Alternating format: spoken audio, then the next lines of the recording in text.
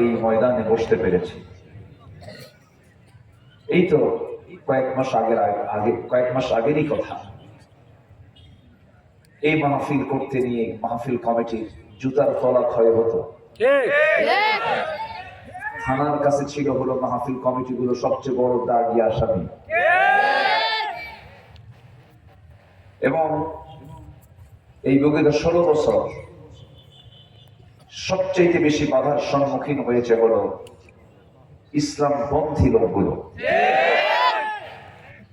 সেই থানা এখন ফোন দিয়ে বলে কমিটিকে, কিছু লাগবে কি? ঠিক আছে না? এই সুন্দর এই অনুকূল পরিবেশ যিনি তৈরি করে দিয়েছেন মহান কারিগর, সূক্ষ্ম পরিকল্পনা যার কোনো কিছু ঘটাতে সময়ও লাগে না, তিনি কে? আসতে বলবেন না, তিনি কে?